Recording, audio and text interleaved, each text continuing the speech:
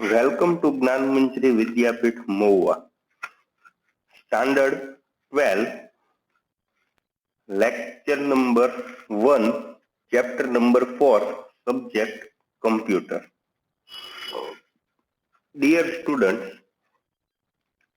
in previous lecture, we create a website and perform the all task of JavaScripting and billing system of your website. વિદ્યાર્થી મિત્રો, છેલ્લા લેક્ચરના અંદર આપણે લોકોએ ચેપ્ટર નંબર 3 માં વેબસાઇટ એક બનાવી હતી અને એમના અંદર જાવાસ્ક્રિપ્ટિંગનો ઉપયોગ કરી અને આપણે એક બિલિંગ સિસ્ટમ બનાવી હતી. ઇટ મીન્સ આપણે લોકોએ એક સ્કૂલ પ્લાઝા વેબસાઇટ ક્રિએટ કરી હતી અને એમના અંદર યુઝર જે છે એ જેટલા બી બેગ સિલેક્ટ કરે અથવા તો જે કાંઈ બી પ્રોડક્ટ લે એ પ્રોડક્ટને છેલ્લે આપણે બિલ પર ક્લિક કરે એક બટન લીધું હતું અને બિલ ઉપર ક્લિક કરે ત્યારે ફાઇનલ એટલે કે પ્રાઇસ ઇન્ટુ ક્વોન્ટિટી વાળી જાવાસ્ક્રિપ્ટિંગ મૂકી અને આખું બિલિંગ સિસ્ટમ બનાવી હતી.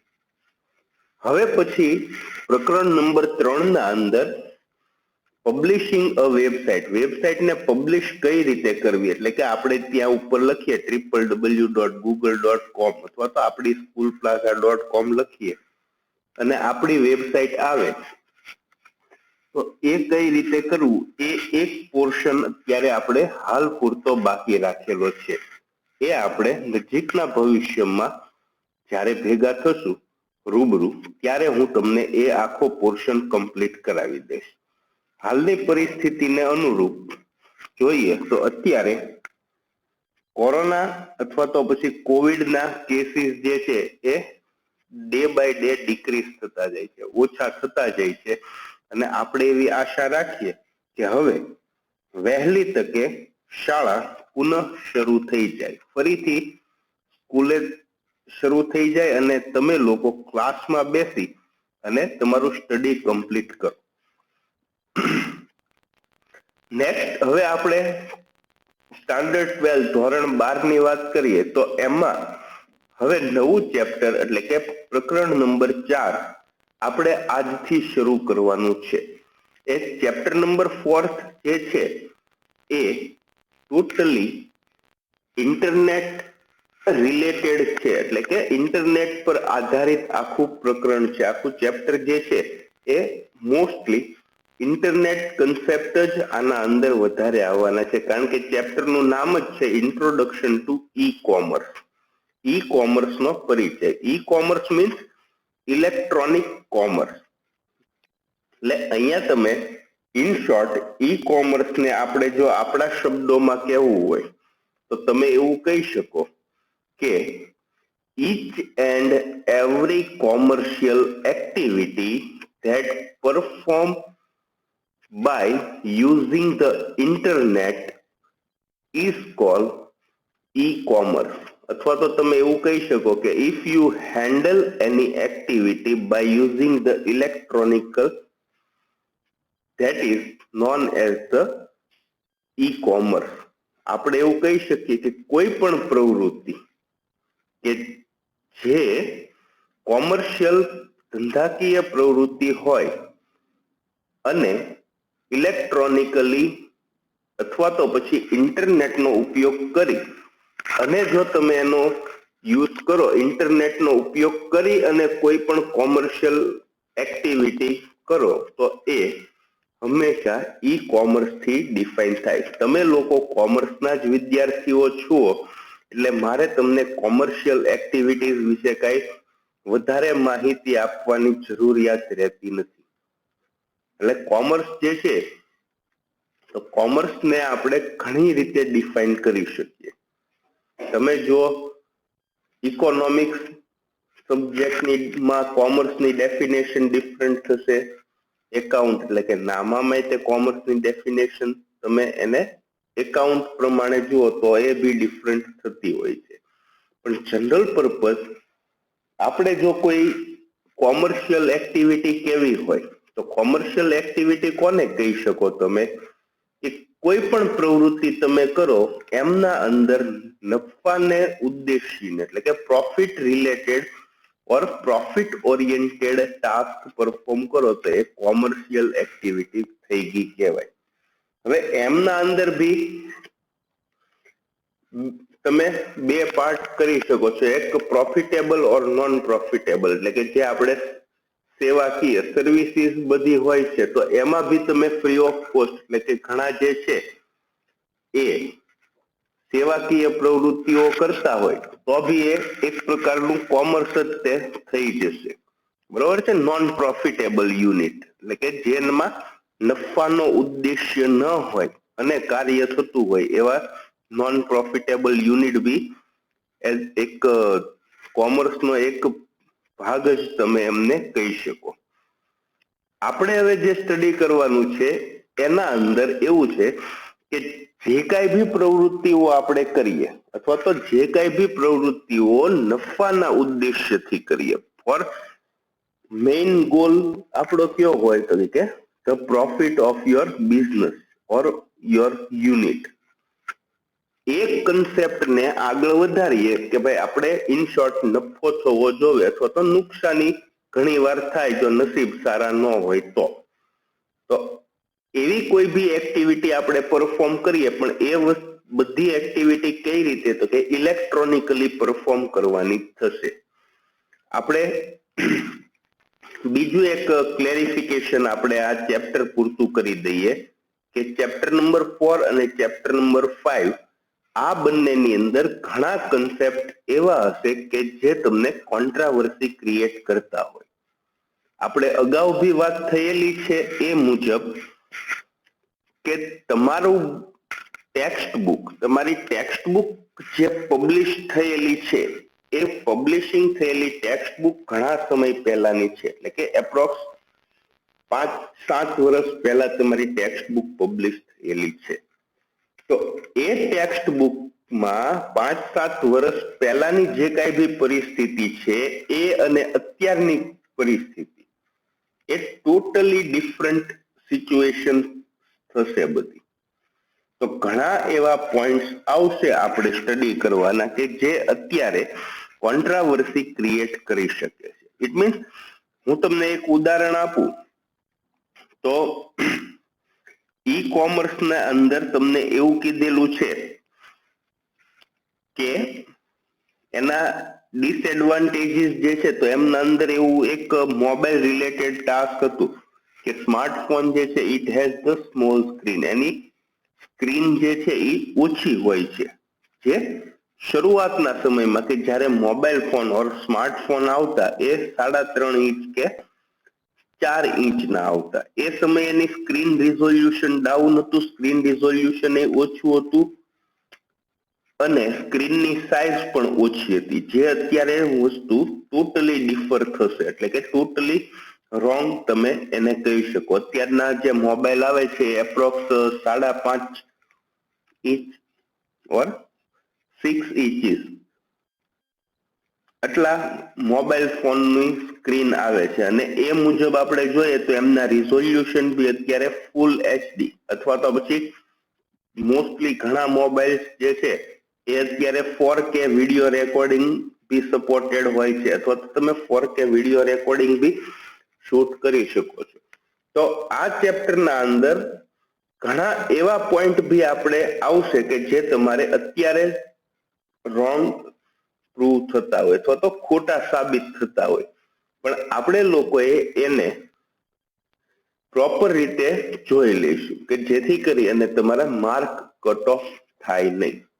અત્યારે આપણે ચેપ્ટર નંબર 4 શરૂ કરીએ, ઇલેક્ટ્રોનિક કોમર્સ અથવા તો ઈ કોમર્સ. તો એને રિલેટેડ ઇન્ફોર્મેશન છે તો તમારા ચેપ્ટરના અંદર એવું કહે છે કે નાવડેઝ અત્યારે આપણે એવા જમાનામાં જીવી રહ્યા છીએ કે જેને ઇન્ફોર્મેશન એજ કહેવાય અથવા તો ધ એરા ઓફ ઇન્ફોર્મેશન થી આઈડેન્ટિફાઈડ થાય. કારણ કે અત્યારે તમે જુઓ કોઈ બી વસ્તુ જે છે એની ઇમ્પોર્ટન્સ તમારા ડેટા કરતા વધારે ઇમ્પોર્ટન્સ નથી, અથવા તો તમારી ઇન્ફોર્મેશન થી વધારે ઇમ્પોર્ટન્સ કોઈ ન હોય. તમારો ડેટા ઓર ઇન્ફોર્મેશન જે છે એનું ઇમ્પોર્ટન્સ અત્યારે વધ્યું છે as compare to the rupees or as compare to the money. અત્યારે જો ઘણા સિચ્યુએશન એવી હોય કે એમના અંદર તમારો data most important part play કરતો હોય છે ઇન્સ્ટેડ ઓફ મની. હવે જો આપણે મની અથવા તો પૈસાની જ વાત કરીએ તો અત્યારે બધા જ transaction most probably online perform થઈ શકે છે. ક્લિયર? તો એવી સિચ્યુએશનમાં તમારા એકાઉન્ટમાં 5 લાખ રૂપિયા છે. 5 લાખ હું કામ 1 કરોડ ધારો ને, આપણે ધારવું જ છે ને. સપોઝ કે તમારા એકાઉન્ટના અંદર 1 કરોડ રૂપિયા છે અને તમારો યુઝર આઈડી અને પાસવર્ડ બીજા કોઈને ખ્યાલ છે, તો જો હવે તમારા રૂપીસ, તમારા પૈસાનું મહત્વ નથી. મહત્વ અત્યારે શેનું છે? ઇમ્પોર્ટન્સ અત્યારે શેનું છે? તમારા યુઝર આઈડી અને પાસવર્ડ. સપોઝ તમારો યુઝર આઈડી અને પાસવર્ડ મારી પાસે આવી ગયો હોય તો વિથિન અ મિનિટ ઓર એક જ મિનિટમાં કે થોડી મોબાઈલની ક્લિક્સ ઉપરથી હું બધા જ પૈસા ટ્રાન્સફર કરી શકું. તો આ વસ્તુ મેઇન ઇમ્પોર્ટન્ટ છે. એટલે અત્યારનો જે એજ છે, અત્યારનો જે યુગ છે, એ યુગ અત્યારે માહિતીનો યુગ કહેવાય, અથવા તો એરા ઓફ ઇન્ફોર્મેશન થી એમને આઈડેન્ટિફાઈડ થાય છે. એનું રીઝન મેં તમને કીધું એ પ્રમાણે કે અત્યારે પૈસા કરતા પણ વધારે ડેટાનું ઇમ્પોર્ટન્ટ છે. તમારા અમુક એવા ઇન્ફોર્મેશન અથવા તો તમારો ડેટા જે છે, તમારા મોબાઈલ જે છે, એમાં ગેલેરી લોક શું કામ રાખવો પડે? કારણ કે તમારા પર્સનલ ફોટોઝ હોય છે. તો ઘણી વાર એ ફોટોઝ નું એટલું બધું ઇમ્પોર્ટન્ટ હોય છે કે મની અથવા તો પૈસા કરતા બી વધારે ઇમ્પોર્ટન્સ તમારા ડેટાનો હોય છે. ક્લિયર આ વસ્તુ? એટલા માટે આપણે અત્યારનો જે એજ છે અને અત્યારે ખાસ કરીને આ કોવિડની પરિસ્થિતિ, કોરોના જે આવ્યું અને લોકડાઉન જે પડ્યા છે, એના પછી તો હદ બાર આપણે ઇન્ફોર્મેશન અથવા તો ઇલેક્ટ્રોનિક ઇન્ટરનેટનો યુઝ કરીએ છીએ. અને એ બધામાં આપણો મેઇન રોલ પ્લે કરતો હોય તો એ કોણ છે? ડેટા અથવા તો પછી આપણી ઇન્ફોર્મેશન. ક્લિયર? અને આ બધી ઇન્ફોર્મેશન જે છે એ બિગિનિંગ સ્ટેજના અંદર એના મેઇન સોર્સિસ ક્યાં હતા? એના મેઇન સોર્સિસ હતા suppose radio, TV, television, newspaper or internet અથવા તો પછી ઇન્ટરનેટ. આ બધા એના મેઇન રિસોર્સિસ છે for the gathering the information. આ બધા માહિતી મેળવવાના સોર્સિસ છે. બરોબર છે? અને ઘણા તો આટલી બધી ડેટા અથવા તો આટલી બધી ઇન્ફોર્મેશન ગેટ કરતા હોય એ આમાંથી કોઈ બી રિસોર્સિસ નો યુઝ નથી કરતા, ખાલી વાતો કરીને માહિતી મેળવી લે ને. તો એ બધા રિસોર્સિસ જે છે એ અનઓફિશિયલી છે. પણ અત્યારે આપણે તમારી ટેક્સ્ટ બુક પ્રમાણે જોઈએ એમના અંદર મેઇન સોર્સિસ ક્યાં છે? તો કે like radio, television, newspaper and internet. બરોબર છે? અને જ્યારથી ઇન્ટરનેટ આવ્યું છે અને સ્માર્ટફોન આવ્યા છે, તો એ ટોટલી આપણી આખી લાઈફસ્ટાઈલ જ તે આખી ચેન્જ કરી દીધી છે. Clear? The availability of internet and mobile devices has changed the way we used to access information. બરોબર છે? નેક્સ્ટ છે, લોકોએ દિવસના લગભગ દરેક કલાકે ઇન્ટરનેટનો ઉપયોગ કરવાનું શરૂ કર્યું છે. આ મેં તમને વાત કરી એ મુજબ કે ટેક્સ્ટ બુક જે છે એ ક્યારે તો કે ઘણા સમય પહેલા પબ્લિશિંગ થયેલી છે, અને અત્યારે કલાકે ઇન્ટરનેટનો દરેક કલાકે નહીં, દરેક મિનિટે અત્યારે બધા ઇન્ટરનેટનો જ યુઝ કરે છે, અને એના વગર અત્યારે કોઈને ચાલતું નથી. નેક્સ્ટ છે, પહેલાની વેબસાઇટોનો મુખ્ય ઉપયોગ ઉત્પાદન અને સંસ્થા અંગેની માહિતી પ્રસારણ માટે થતો હતો, જેમ કે શૈક્ષણિક સંસ્થાની વેબસાઇટ વિવિધ પાઠ્યક્રમનું વિષય વસ્તુ તથા વિદ્યાર્થીઓ અને શિક્ષકો અંગેની માહિતી પૂરી પાડે છે. જેમ આપણે વાત કરી કે ભાઈ અત્યારે ઇન્ટરનેટનો યુઝ તમે જેટલો કરો છો, કારણ કે આખું એજ્યુકેશન સિસ્ટમ જ તમારા ફોનના અંદર અત્યારે આપણે પ્લેસ કરી દીધી છે, તો એ હેતુથી જો અહીંયા એવું કહે છે, earlier websites were used mainly to disseminate information about the product or organization. For example, website of an educational institute provide information regarding various courses content, student and its faculties. આ બધાની માહિતી આપી છે, બરોબર છે. અને બીજી જો તમારી કોઈ બી ઓર્ગેનાઇઝેશન અથવા તો બિઝનેસ રિલેટેડ વેબસાઇટ હોય તો એના અંદર તમારા બિઝનેસની બધી ઇન્ફોર્મેશન ત્યાં પ્રોવાઈડ થતી હોય છે. ક્લિયર આ વસ્તુ?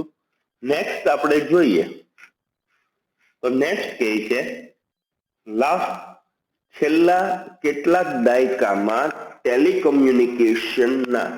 ટેલિકમ્યુનિકેશન માળખા તથા સોફ્ટવેર તકનીકમાં થયેલા ધરખમ વિકાસને કારણે ઇન્ટરનેટ વ્યાવસાયિક સંસ્થાઓ જેટલું જ વ્યક્તિગત રીતે પણ ઘણું લોકપ્રિય બન્યું છે. એટલે આપણે શરૂઆતની વાત કરીએ તો એ સમયના અંદર કેવું હતું કે મોટી કંપની અથવા તો પછી એવા કોઈ એકમ યુનિટ જે કાંઈ બી હોય તો એ લોકો જ તે એમના ઇન્ફ્રાસ્ટ્રક્ચર રિલેટેડ અથવા તો એને રિલેટેડ જે મોટી મોટી કંપનીઝ છે એ લોકો જ વેબસાઇટ ક્રિએટ કરતા. પણ અત્યારે કેવું છે કે લોકોએ એમના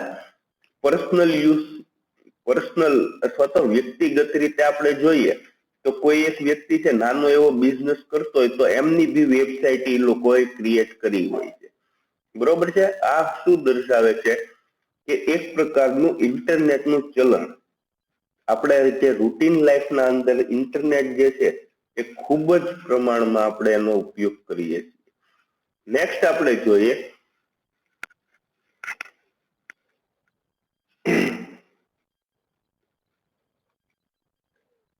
today internet is being used by people for various purpose like paying bills, banking and even shopping. એટલે આપણે અત્યારના જમાનામાં જોઈએ તો અત્યારે ઇન્ટરનેટનો યુઝ શરૂઆતમાં ઇન્ટરનેટનો ઉપયોગ શેના માટે હતો તો કે જસ્ટ વેબસાઇટ બનાવવા અને એનું ઇન્ફોર્મેશન બધી પ્રોડક્ટ રિલેટેડ અથવા તો જે કાંઈ બી તમારી વેબસાઇટને રિલેટેડ કન્ટેન્ટ હોય એની બધી ઇન્ફોર્મેશન આપવા માટે યુઝ થતો. પણ અત્યારે કેવું છે કે અત્યારે બધી જ ઇવેન્ટ કોઈ બી ટાસ્ક કોઈ પણ કાર્ય તમે કરો તો એમાં આપણે ઇન્ટરનેટને જોડી દઈએ. આખા દિવસમાં તમે 50 વાર વોટ્સએપ ચેક કરતા હોય છે તો એ તે એક પ્રકારનું ઇન્ટરનેટનો ઉપયોગ જ છે. અને અત્યારે આપણે જોઈએ તો અહીંયા તમને જે કીધું છે આજકાલ બિલની ચૂકવણી એટલે આપણે અત્યારે ઓનલાઈન પેમેન્ટ કરીએ છીએ અથવા તો આપણી કોઈ પાસેથી તમે જો સપોઝ ઉધાર લીધા છે તો એમને પાછા પૈસા આપવા માટે તે આપણે phone pay, Paytm, Google pay આવા ઘણા બધા એપ્લિકેશનનો ઉપયોગ કરી અથવા તો કોઈ બી બેંક હોય તો અત્યારે ઈચ એન્ડ એવરી બેંક દરેક બેંક વાળાએ મોબાઈલ એપ અથવા તો ઇન્ટરનેટ બેન્કિંગની સુવિધા પૂરી પાડે છે અને એના સોફ્ટવેરથી જ આપણે બધી વસ્તુ ટ્રાન્સફર અથવા તો બધા આપણે જે કાંઈ બી પેમેન્ટ કરવું હોય એ બધી પેમેન્ટ ત્યાંથી કરી શકીએ છીએ. ક્લિયર? નેક્સ્ટ છે બેંકને લગતા કાર્યો અને ખરીદી અને ઓનલાઈન શોપિંગ વિશે તો મારે હવે તો તમને કઈ કહેવાનું રહેતું જ નથી, કારણ કે અત્યારે તમે આખા દિવસ તમે જુઓ તો કોઈ એવો વ્યક્તિ નહીં હોય કે જેને ઓનલાઈન શોપિંગ કરતા નહીં આવડતું. કાંઈ ન આવડતું હોય તોય તે શું કહેતો કે એમેઝોન ખોલો, કાંઈ મગાવવું છે તો કે એમેઝોન, ફ્લિપકાર્ટ ખોલો, નેટમાં જોઈ લે એનો શું ભાવ છે, પછી દુકાનમાં જોઈએ. આ બધી વસ્તુ જે છે એ જો અત્યારે આપણે મોસ્ટલી કોઈ બી પ્રોડક્ટ તમે પરચેસ કરવા જાઓ, મારે બાઇક લેવી છે, ટેલિવિઝન લેવું છે, ફ્રીજ લેવું છે, કોઈ બી વસ્તુ કોઈ બી પ્રોડક્ટ લેવી છે નાનામાં નાની, તો એ વસ્તુનું પ્રાઇસ કમ્પેરિઝન હું પહેલા ઇન્ટરનેટમાં અથવા તો ઓનલાઈન શોપિંગ એપ જે છે એમાં હું પહેલા ચેક કરીશ અને પછી જ દુકાનદારને કહેવું ભાઈ ઓનલાઈન તો આના 5000 કહે છે, તમે કેમ એને 5,500-6,000 કહો છો. તો આ વસ્તુ થશે. અત્યારે આપણે નાનામાં નાની માહિતી અથવા તો કોઈ બી આપણે એટલા બધા ઇન્ટરનેટ ઉપર ડિપેન્ડન્ટ થઈ ગયા છીએ કે એમના વગર અત્યારે ચાલી શકે એમ નથી. બરોબર. નેક્સ્ટ છે એમાં ઉત્પાદનનું માર્કેટિંગ અને વેચાણ, સૂચિપત્રો દર્શાવવા, શેરની લે-વેચ અને ગ્રાહક સેવા જેવી પ્રવૃત્તિ માટે વ્યાવસાયિક સંસ્થાઓ ઇન્ટરનેટનો ઉપયોગ કરે છે, જેને ઈ કોમર્સ તરીકે ઓળખવામાં આવે છે. બરોબર. ને એમાં જ છે business organisation conduct activities like marketing of product, selling of product, providing catalogue, trading of the stock and customer services. આ બધી વસ્તુ એવી છે કે અત્યારે આપણે નેટની અંદર આ બધી વસ્તુ સામાન્ય થઈ ગઈ છે. તમારે જો અત્યારે પહેલા એવું હતું કે તમારે કોઈ બી શેર અથવા તો સ્ટોક એક્સચેન્જ તમારે કોઈ શેરની પરચેસ કરવો હોય કે સેલ કરવું હોય તો તમારે એના એજન્ટને કહેવું પડતું, જે બોલ્ટ રાખીને બેઠા હોય એ લોકોને તમારે કહેવું પડતું ને ત્યાંથી જ તે થતું. એના બદલે અત્યારે આપણે શું કરીએ છીએ તો કે એવી સ્ટોક માટેની લોટ્સ ઓફ એપ્લિકેશન છે, એમાંથી આપણે આપણી જાતે તે પરચેઝ ઓર સેલ કરી શકીએ. તો આ એક પ્રકારની સુવિધા જ છે. બરોબર. અને ઇન્ટરનેટનો ઉપયોગ કરીને આવી આપણે ઘણી બધી એક્ટિવિટી કરીએ છીએ. મોટી મોટી કંપની છે તો એ લોકો એમની પ્રોડક્ટ જે છે એની પ્રોડક્ટ ડિટેલિંગ આપવા માટે ઓનલાઈન તમે એની પ્રોડક્ટ સેલ કરી શકો, એમાં પરચેસ કરી શકો તમે એઝ એ કસ્ટમર. આ બધી વસ્તુ અહીંથી ઇન્ટરનેટનો યુઝ કરીને થઈ શકે અને આથી આખું ચેન્જ, આખું વાતાવરણ જ અત્યારે બદલાઈ ગયું છે. નેક્સ્ટ આપણે જોઈએ તો એ છે ઇન્ટરનેટ જેવા ઇલેક્ટ્રોનિક માધ્યમનો ઉપયોગ કરી ઉત્પાદનનું ખરીદ વેચાણ, સેવા અને માહિતી પૂરી પાડવાના કાર્યને પણ ઈ કોમર્સ તરીકે વ્યાખ્યાયિત કરી શકાય છે. આપણે અગાઉ ડિસ્કસ કર્યું એમ કે ભાઈ આટલી બધી જે કાંઈ બી ફેસિલિટીઝ આપણને પ્રોવાઈડ થાય છે it also known as the e commerce. એમના આપણને ઘણા બધા ફાયદા બી થાય છે. તો એ આપણે જોઈએ it is modern business methodology that addresses to the needs of organization, merchant and consumer in cutting cost while improving the quality of goods and services. હવે જો ઇન્ટરનેટનો યુઝ થયો છે તો એના હિસાબથી આપણે વધારે પડતી માહિતી અથવા તો વધારે પ્રોડક્ટ આપણે જોઈ શકીએ, બધા પ્રોડક્ટને એકબીજા સાથે કમ્પેર કરી શકીએ, અલગ અલગ કંપનીના પ્રોડક્ટને બી આપણે કમ્પેર કરી શકીએ અને બંનેનો પ્રાઇસ ડિફરન્ટ જોઈ અને આપણને પ્રાઇસ અથવા તો કોસ્ટ બેનિફિટ આપણને પ્રોવાઈડ થાય. સાથે સાથે અત્યારે તમારે જો ઓનલાઈન તમે પરચેસ કરો છો તો એમની માટે તમારે એક તો વેરાયટી, નંબર ઓફ પ્રોડક્ટ તમને વધારે મળે. તમે કોઈ પણ એક દુકાને જાઓ અને દુકાને તમને જેટલા શૂઝ હોય એટલા જ જોવા મળે, પણ ઓનલાઈન તો તમારે ગમે એટલા જેટલા આપણી રેન્જમાં હોય, જે આપણે ફિલ્ટર મૂક્યા હોય એ મુજબના બધા શૂઝ તમને ડિસ્પ્લે થાય અને તમે એમાંથી પરચેસ કરી શકો. નેક્સ્ટ આપણે જોઈએ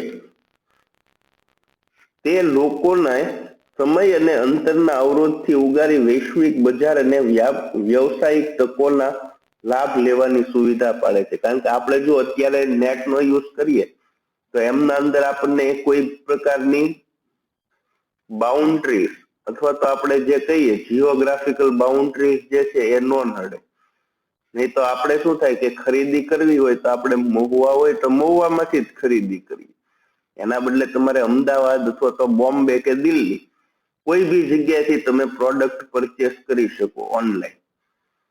તો તમારે એક આ જે છે એનાથી તમારે એક આ વસ્તુ છે. અને બીજું એક ખાસ કે ઓનલાઈન સેલિંગ અથવા તો ઈ કોમર્સની શરૂઆત જે છે એ ઈ કોમર્સની શરૂઆત સૌ પ્રથમ first of all book shop થી થઈ હતી. એક બુક શોપ થી આખું ઈ કોમર્સ બિલ્ટઅપ થયું છે. કારણ કે એમેઝોન જે છે એ લોકોએ શરૂઆતમાં સાવ બિગિનિંગ સ્ટેજ આપણે જે કહીએ ને બિગિનિંગ સ્ટેજના અંદર બુક શોપ થી શરૂઆત કરેલી હતી. ક્લિયર? નેક્સ્ટ આપણે જોઈએ